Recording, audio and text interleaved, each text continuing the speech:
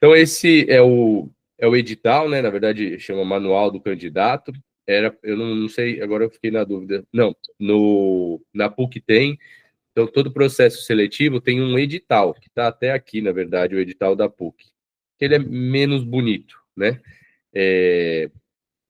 E tem também, geralmente, para ficar mais bonito, mais fácil para os alunos, as informações principais nesse manual do candidato quando a gente fala de vestibular, né? Outros concursos, obviamente, não tem essa questão do manual do candidato. Do manual do candidato, aqui a gente tem 71 folhas, 71 páginas aqui. Obviamente, a gente não precisa saber tudo. Já falei para vocês, discutimos, né? Aqui o final, que é conteúdo, ó, conteúdo de filosofia, conteúdo daqui deve ser geografia. Gente, não precisa fazer isso, a gente não estuda dessa forma. Pegar o conteúdo de geografia e lá, espaço mundial, o que são as transformações e características do espaço geoeconômico. Não façam isso, isso é perder tempo. A gente fazia isso, né? Os pais de vocês, eu fiz isso já, porque a gente não tinha acesso nenhum, muitas vezes, às provas anteriores. As provas anteriores eram mais difíceis de conseguir, muitas vezes os cursinhos faziam apostilas, né? Ou vendia essas apostilas em banca de jornal, muitas vezes, tá? Então vendia as apostilas com questões anteriores daquela banca, daquela prova, tá? Hoje em dia é tudo diferente. Então, às vezes, a gente acabava estudando por aqui mesmo, porque eram as únicas informações que tinham. Hoje em dia, para qualquer concurso que você faça, tem tudo na internet, né? As provas anteriores, as provas anteriores resolvidas. A gente falando de vestibular, então, é o que tem bastante coisa, né? O da PUC tem menos, que aí é um dos motivos de eu fazer esse curso, né? Dos outros vestibulares, tem muito professor falando, do Enem tem um monte, alguns professores muito bons, outros nem tanto, né? Mas a gente tem várias fontes de conseguir, principalmente conseguir as provas anteriores, que eu defendo muito que sejam feitas as provas anteriores. E entender, né? Primeira etapa, fazer. Ver quanto que está acertando. Agora, nessa reta final, de forma mais intensa ainda, né? Apesar de eu sempre ter falado isso. Ver quanto que está acertando. Porque se vocês estiverem acertando uma porcentagem muito abaixo do que a nota de corte do ano passado, de cada um dos vestibulares, fica mais difícil. Aí a gente começa a trabalhar com a sorte de no dia fazer uma super prova. Mas, gente, isso é muito raro acontecer, não acontece. Então, se não estiver chegando no nível ali, né, tem que criar um alerta. Se estiver chegando no nível, mesmo assim, manter a constância, né, porque a gente ainda tem 2 meses, praticamente, até as provas, 2 meses, 10 dias, 2 meses e 15 dias, dá tempo de aprender muita coisa seguindo a estrutura que a gente tem no curso, por exemplo. Dá para ver todo o conteúdo que a gente tem no curso. Eu não calculei mais, mas tem mais de 100 horas já. Toda a estrutura que tem no curso, 100 horas, se a gente for dividir aí, por, sei lá, colocar numa velocidade até maior, né? Alguns conteúdos não assistir, porque já domina. Então, dá para assistir ali em 3 semanas todo o conteúdo do curso, por exemplo, né? Que eu trabalho, todo mundo sabe, nas provas anteriores, fazendo a gente dominar as provas anteriores. Isso é muito, muito importante. Só isso basta? Claro que não, porque os conteúdos se renovam, às vezes aparece uma coisa que não vem aparecendo, isso é natural, é comum, né? Às vezes a gente vê coisas aqui também, como a gente está trabalhando outros vestibulares, que está caindo em outro vestibular, da Santa Casa, por exemplo, que não caiu exatamente assim, ou dessa forma na PUC, e a gente viu também. Então, precisa sempre estar alinhado o curso com, ou seja, o colégio ou o cursinho, tá? Mas para ser breve, porque hoje a gente vai discutir alguns pontos importantes só, não essa interpretação de como deve estudar. Esse raciocínio de como a gente deve estudar é muito importante, tá? Aqui dos editais, a gente tem os calendários, acredito que todos já saibam, enfim, alguns têm um período de inscrição maior, aqui o da PUC vai até outubro, 20 de outubro, então tem bastante tempo ainda. Tem uma questão de valores, se pagar antes vai ficar mais barato, depois vai aumentando um pouco o valor, enfim. E a data do nosso curso, né, do nosso vestibular, do curso de medicina, que vai ser dia 31 de outubro. Então, né, 11 dias depois de acabarem as inscrições, 5 horas de prova, das 13 às 18 horas. Então, uma prova cansativa.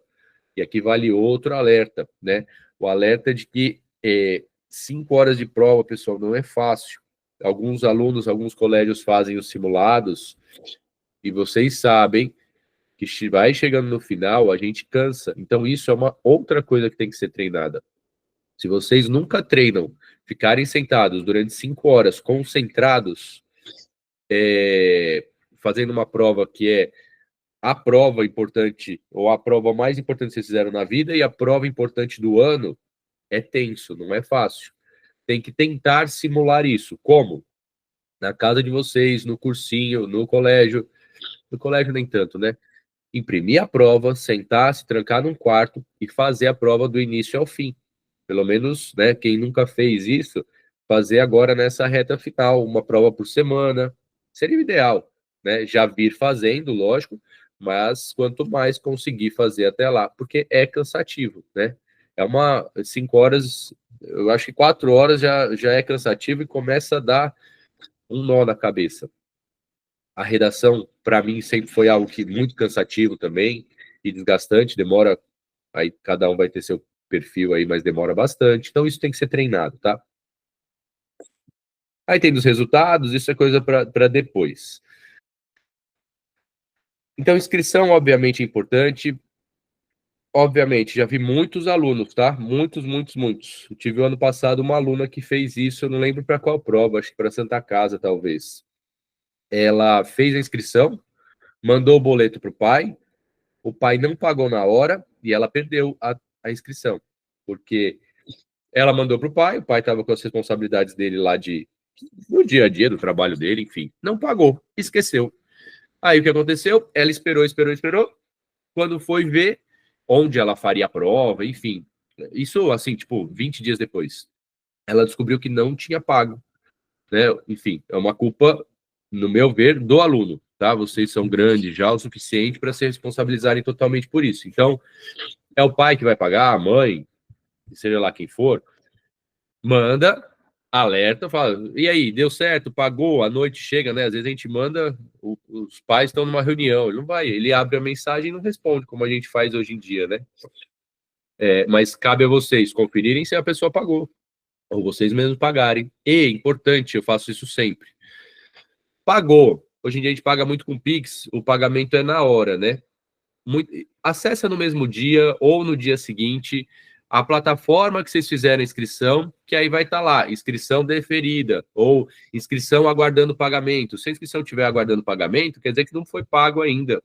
Aí espera um dia, né? Se já pagaram, espera um dia para ver se está tudo certo. Gente, isso é muito, muito importante. Parece besteira, mas eu já vi muitas pessoas esquecerem de pagar. Muitas, mas não são poucas, não, tá? Principalmente depois que a gente. Concurso, por exemplo, né? Depois que a gente fica adulto, enfim.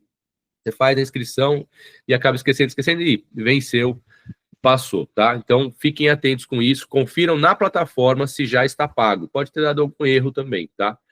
E aqui tá, né? O pagamento integral da taxa, e aí pode ser cartão de crédito, débito, Pix. Precisa ficar atento a isso, tá? Os valores que eles vão aumentando aqui, ó, de 296 até 370 para medicina, tá? Isso no se demorar mais, ainda gasta um pouco a mais aí de dinheiro. É melhor resolver isso logo até 11 de setembro, já pagar e deixar tudo certo. Isso eu vou falar, obviamente, só agora no da PUC, né? Servindo de exemplo, mas os outros é a mesma coisa.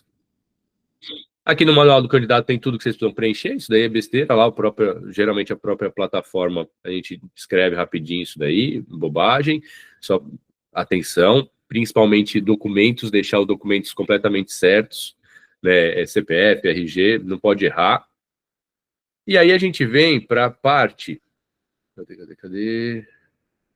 Local de prova, depois vocês vão ser avisados onde vai ser a prova, geralmente é na PUC.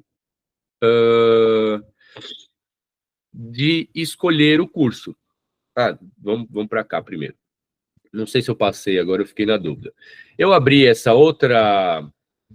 o edital, que falava da grande dúvida que vocês têm sobre o curso de medicina ter as duas opções, né? Quem faz medicina acaba só escolhendo medicina. Então, vou falar só aqui para ser breve. Então, me inscrevi primeira opção em medicina. A segunda opção tem que ser medicina também. Só que medicina tem dois, né? Acho que todo mundo já sabe já. Tem duas opções. Ou eu me inscrever no primeiro semestre como primeira opção, ou no segundo semestre como primeira opção. E aí isso vira uma discussão que ninguém sabe o que fazer. Se vale a pena se inscrever como primeira opção no segundo semestre porque a concorrência é menor. Ou se inscrever no primeiro semestre como primeira opção porque a concorrência é menor. Até o ano passado eu não tinha achado essa informação exata, tá? Qual que era melhor? Alguns alunos, no ano retrasado, 2023, acabaram escolhendo o segundo semestre como primeira opção e deu certo porque a nota de corte, a nota do último convocado do segundo semestre era menor. O ano passado eu não percebi muita essa diferença, tá? O que vai é um pouco de sorte.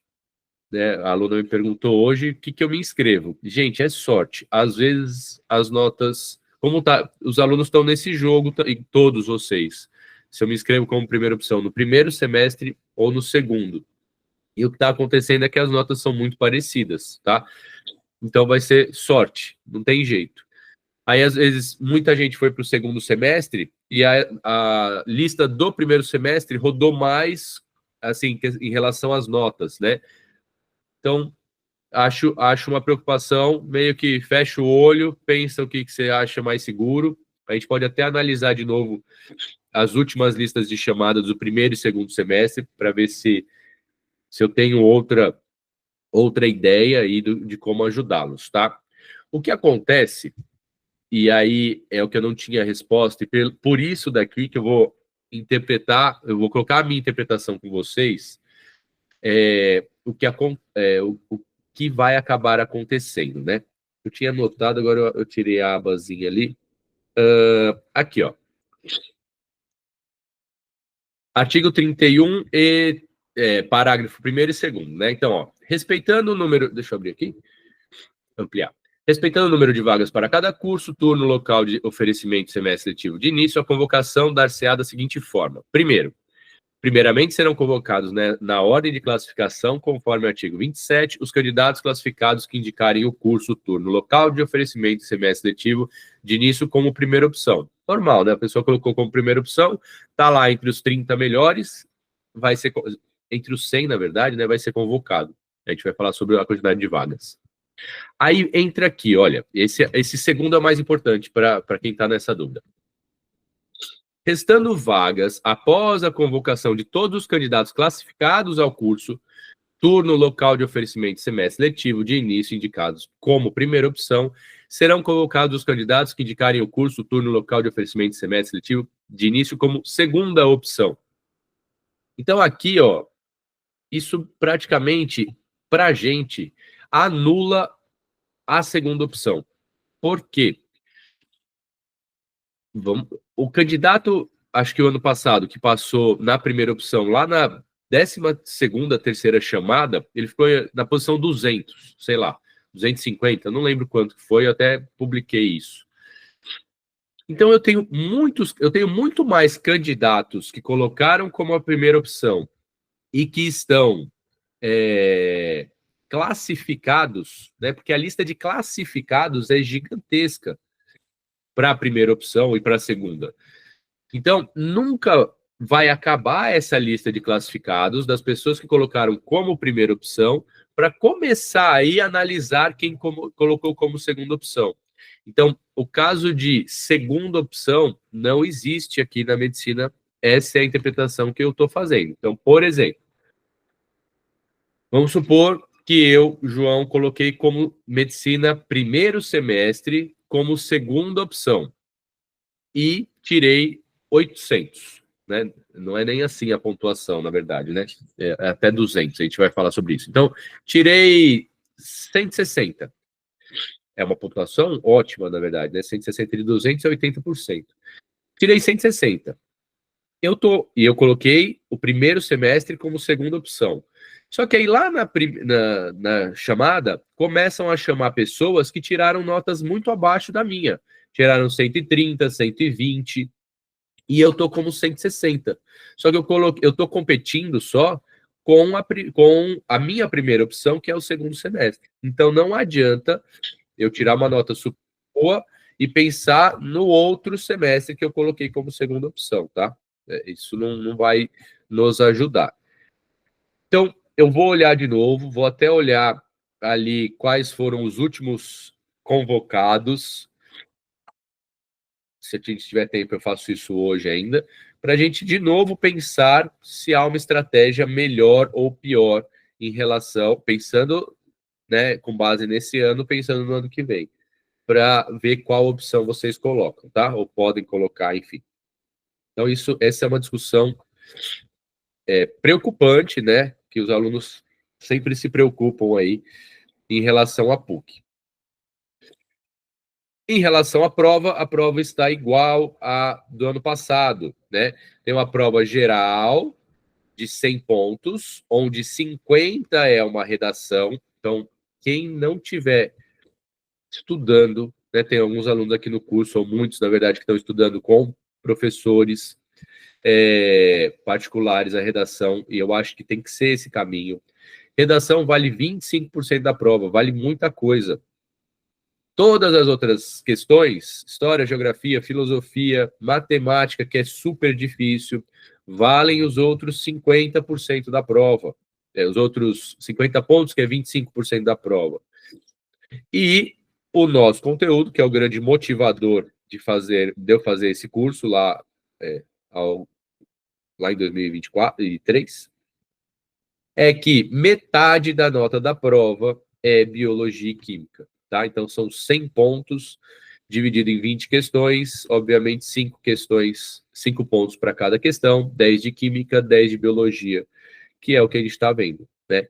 E aqui, gente, imagina, eu tenho que acertar 5 questões aqui dessa geral, que cada um vale um ponto, que é o mesmo peso de eu acertar uma só de biologia ou química. Então é muito mais importante estudar biologia e química, até porque dessas 50 questões aqui objetivas, obviamente, né, história, geografia, são conteúdos que não são tão mais difíceis, são mais fáceis, né? São mais fáceis de interpretar, são mais fáceis de entender, é natural ser assim, tá? Aqui não, biologia e química requer atenção, e física e matemática, de novo, uma atenção bem menor, mas sempre tem que estar atento. Eu já falei, sempre falo, tem que dar atenção à biologia, à química e à redação, porque cada uma vale 25% desse processo, tá? Eu hoje estou com bastante alergia, mas vamos lá. Até tô fanho, minha voz deve estar bem estranha também. A redação tem que ler aqui, tem que estar treinando, treinem muito, façam muitas redações, é muito importante em qualquer vestibular, tá? Orientações para o dia de prova, matrícula não é para agora, vai ser para o ano que vem, se tudo der certo, e o programa das disciplinas. Então, é isso, ó, aí vem todo o restante das páginas aqui que não interessam a gente. O que tem, eu não sei se eu peguei aqui, era aqui mesmo? Ah, não. O que tem aqui ainda, que era a quantidade de vagas e a atenção a... Eu não falei, né? Cadê? Medicina aqui, ó. São 60 vagas para o primeiro semestre, 60 vagas para o segundo semestre. Os códigos, ficarem atentos aqui, que na hora da inscrição tem que digitar, se for primeiro semestre, é o código 64. Se for segundo semestre como primeira opção, o código é 65, tá? Então, ficar atento a isso, são bastante vagas, né? Mas é um vestibular que está bem concorrido, então não tá fácil, né? Tem que estudar bastante, na verdade, tá? Já foi mais tranquilo hoje em dia, e o ano passado a concorrência aumentou bastante, tá? Acho que é isso que eu tinha para falar, e a atenção principalmente nessa questão da escolha do primeiro para o segundo semestre. Eu vou tentar estudar e tentar ter alguma ideia a mais, mas por enquanto eu não vi diferença exata de um para o outro, tá?